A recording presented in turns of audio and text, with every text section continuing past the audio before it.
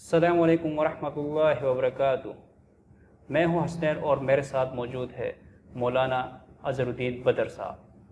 اور جیسا کہ آپ کو معلوم ہوگا، ربیع الاول جو بابرکت مہینوں میں سے یہ بھی ایک بابرکت مہینہ ہے، کیونکہ اس مہینے میں عظیم شخصیت آئے تھے اس دنیا میں جن کے لیے میرے پاس الفاظ نہیں ہے۔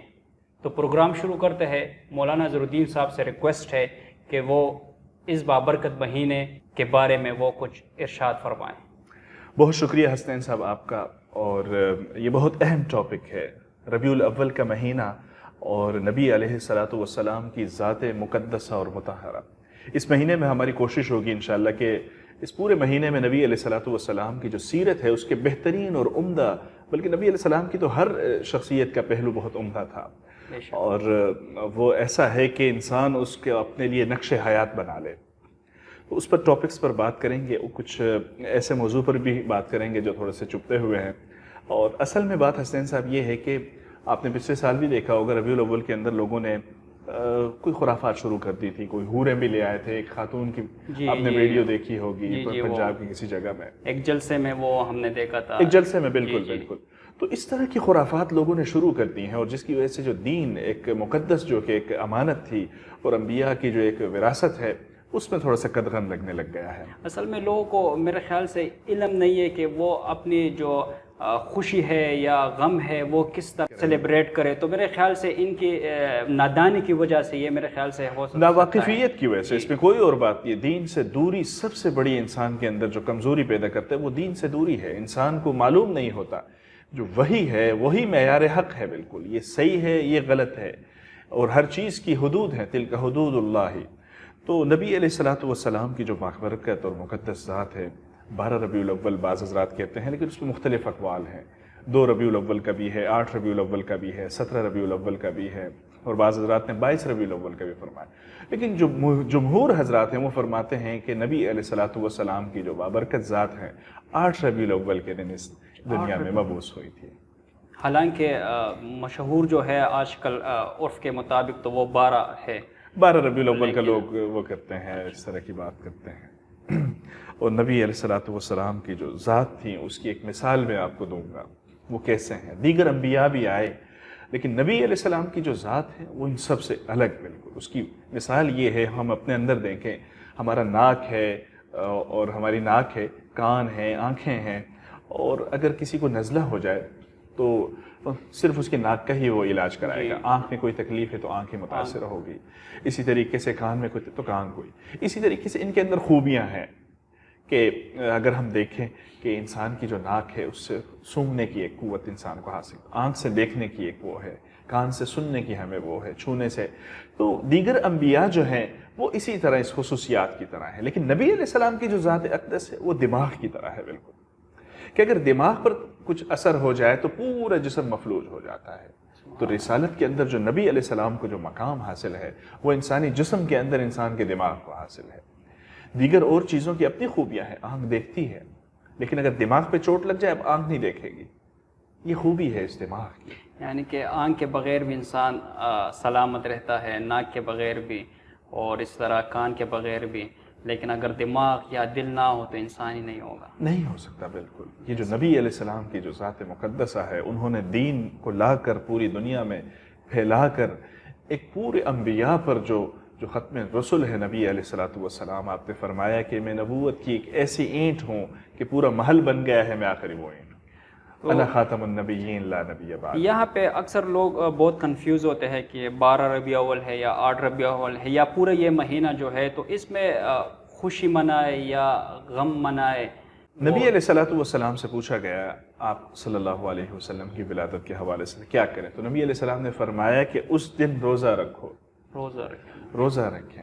ہاں، پیر کا دن، اس لیے نبی علیہ الصلاۃ والسلام پیر کے دن روزہ رکھتے تھے، جمعرات کے دن روزہ رکھتے تھے، یہ آپ صلی اللہ علیہ وسلم کے معمولات میں سے تھا۔ تو خوشی کا موقع ہے، بالکل خوشی کا موقع ہے، اور اس موقع پر خوش چراغاں کرتے ہیں لوگ، لیکن یہ ٹھیک نہیں ہے اس طرح کا اسراف وغیرہ، اور بہت سارے دیگر کام ہوتے ہیں جو کہ مناسب نہیں ہے۔ اور ہمارے جو بریلوی مکتب فکر کے لوگ ہیں بہت اچھے ہیں ماشاءاللہ، دین کا بہت اچھا کام بھی کرتے ہیں، وہ ایسا نہیں ہے بالکل، لیکن اس کے تحت کچھ ایسے خرافات پر مبنی کام ہو جاتے ہیں جو بہت عجیب سے ہوتے ہیں، لوگوں کو بالکل نہیں کرنا چاہیے اس طرح کے کام. اور آپ نے بھی حسنین صاحب بہت سارے امور اس طرح کے دیکھے جی جی بالکل.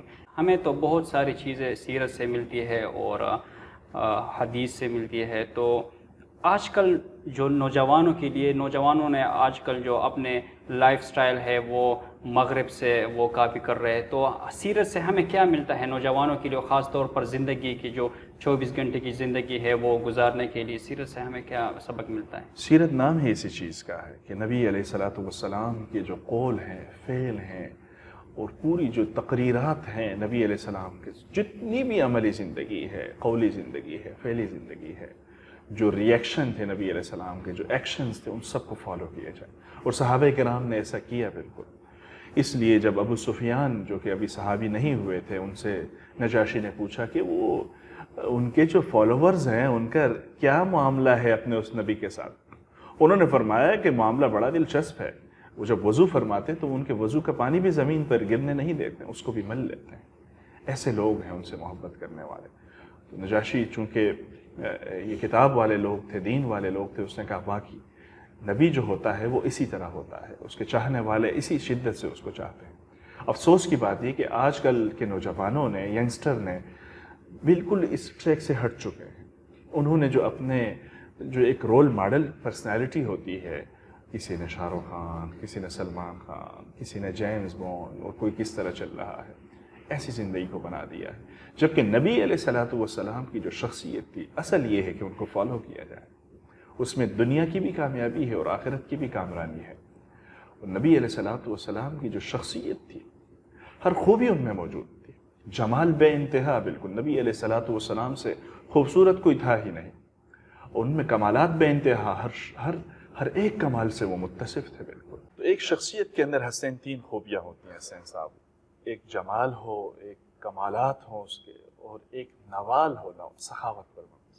تو نبی علیہ السلام کے اندر یہ تینوں چیزیں اپنے انتہا کو تھی بالکل. آپ علیہ الصلوۃ والسلام سے زیادہ کوئی سخی نہیں تھا.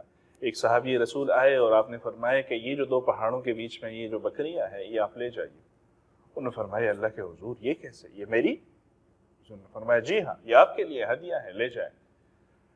حضرت سلمان فارسی رضی اللہ تعالیٰ عنہ نے، وہ ان کے قبولیت اسلام کا واقعہ بھی بڑا غیر معمولی ہے، جب اپنے اسلام کے واقعے کو بیان کیا تو سب صحابہ کرام اور نبی علیہ الصلوۃ والسلام رو رہے تھے. نبی علیہ الصلوۃ والسلام نے پھر فرمایا کہ جا کر بدل کتابت ادا کرو یہودی کو.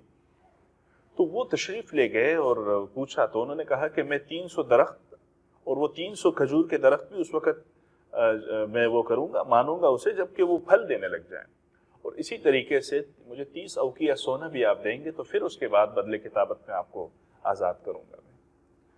تو جب نبی علیہ الصلوۃ والسلام کے پاس آئے تو آپ صلی اللہ علیہ وسلم نے فرمایا یہ سستا سودا ہے، کچھ بھی نہیں ہے، یہ it's not a big deal. پھر آپ صلی اللہ علیہ وسلم نے وہ سونا کہیں سے آیا تو وہ دیا اس کو. سونا کم تھا لیکن جب اس یہودی نے تولا تو نبی علیہ الصلوۃ والسلام کا معجزہ یہ ہوا کہ وہ سونا مکمل ہو گیا. اور اسی طریقے سے پھر آپ صلی اللہ علیہ وسلم نے ان ایک صحابی کے لیے خود 300 درخت لگائے اور صحابہ کو فرمایا کہ جب آپ لوگ زمین بس کھرید لیں اور درخت پودے پاس ہی رکھیں، میں خود اپنے دست شفقت سے اس کو لگاؤں گا. پھر خود لگائے اور 1 سال سے پہلے ہی اس میں پھل آنا شروع ہو جائے. حالانکہ کھجور کے درخت میں اتنی جلدی پھل نہیں آتا. تو یہ آپ صلی اللہ علیہ وسلم کی سخاوت، آپ صلی اللہ علیہ وسلم کے کمالات تھے. ماشاءاللہ ہمیں تو سیرت سے بہت کچھ ملتا ہے. جس طرح آپ نے 1-2 واقعہ کوٹ کیے ہیں، تو اس میں آج کل کمزوری کہاں پہ پائی جاتی ہے کہ نوجوان نسل ہے اور ان کو ان کے بارے میں پتہ ہی نہیں ہے، سیرت کے بارے میں پتہ نہیں، ان واقعات کے بارے میں پتہ نہیں، وہ کسی اور کو فالو کر رہے جو نہیں کرنا چاہیے. تو یہاں پہ کمزوری کدھر سے ہے کہ سیرت ترجیحات. حسنین صاحب ترجیحات ہماری جو سلیکشنز ہیں وہ خراب ہو گئی ہیں. ہماری جو ترجیحات اگر نبی علیہ دین بن جائے تو اس سے بڑی خوبی کیا ہو سکتی ہے. آج کل ہر کوئی شخص مالدار ہونا چاہے، تو موٹیویشن سپیکرز کو سنے گا، وہ شاہ رخ خان کو سنے گا اور یہی دیکھے گا کہ کس طرح وہ فیمس ہوئے. میں فلاں اس جگہ میں تھا، مجھے کوئی رول نہیں مل رہا تھا، میں آیا اور اس طرح میں فیمس ہوا. تو لوگ بھی اسی طرح بننا چاہتے ہیں. ہر کوئی ایکٹر بننا چاہ رہا ہے، کوئی کرکٹر بننا چاہ رہا ہے، لیکن کوئی دین کی طرف یہ نہیں آنا چاہ رہا لوگ۔ حالانکہ دین سے محبت اگر لوگوں کے دلوں میں ہوگی، اس کی عظمت دلوں میں ہوگی، تو پوری دنیا کے اندر اسلام کا بول بالا ہو جائے گا۔ آج اگر یہ کفر کی ظلمتیں ہیں، اندھیرے ہیں، تو اس کی وجہ یہی ہے کہ مسلمان دین پر صحیح عمل نہیں کر رہے۔ اور اقبال نے کیا خوب کہا کہ ایسے مسلمانوں کو دیکھ کر تو یہودی شرما جائیں۔ لیکن پھر بھی ہمارے پاکستان کے اندر ایشیائی ممالک جو ہیں، اس میں الحمدللہ دین کی رمق موجود ہے۔ بہت سارے لوگ ہیں جو دین کو سیکھنا چاہتے ہیں، نبی علیہ السلام کی زندگی کو اپنانا چاہتے ہیں۔ خود حسنین آپ نے یونیورسٹی کی لائف گزاری ہے، کیسا آپ لوگوں نے یونیورسٹی میں پایا وہاں کے لوگوں کو؟ بالکل، میں نے بہت سارے لوگوں کو دیکھا ہے، بہت یعنی کہ دوسرے ٹریک پر ہوتے ہیں، لیکن جب دین کی بات آ جائے، نبی کریم صلی اللہ علیہ وسلم کی بات آ جائے، تو پھر وہ سب کچھ چھوڑ چھاڑ کر ادھر آ جاتے ہیں۔ تو یہاں پہ میں نے ایک چیز نوٹ کی ہے، اگر ہم یا تبلیغ حضرات جس طرح کر رہے ہیں، طارق جمیل صاحب ہو گئے، ان تک جب دین کی بات پہنچ جائے نا، تو یہ سب کچھ چھوڑ چھاڑ کر اس کی طرف قربانی کی طرف آ سکتے ہیں۔ تو یہ ربیع الاول کا مبارک مہینہ ہے، تو لوگوں کو آپ کچھ نصیحت کریں کہ اس میں کیا کرنا چاہیے اور کیا لوگ کریں اس مہینے میں؟ اس مہینے کے اندر کئی ویسے کرنے کے کام ہیں۔ نبی علیہ سب سے جو اہم کام ہے، نبی علیہ السلام کی سیرت کو اسٹڈی کریں۔ کوئی بھی اردو کی کتاب لے لیجئے، اگر آپ انگلش اچھی پڑھتے ہیں تو آپ انگلش کی کوئی بک لے لیجئے، اور بیت السلام نے ماشاءاللہ اچھی کتابیں چھاپی ہیں۔ سیرت مصطفیٰ ہے ادریس خان نلوی رحمۃ اللہ علیہ کی، اسی طریقے سے مبارک پوری صاحب کی جو سیرت ہے الرحیق المختوم، وہ بھی بہت عمدہ کتاب ہے۔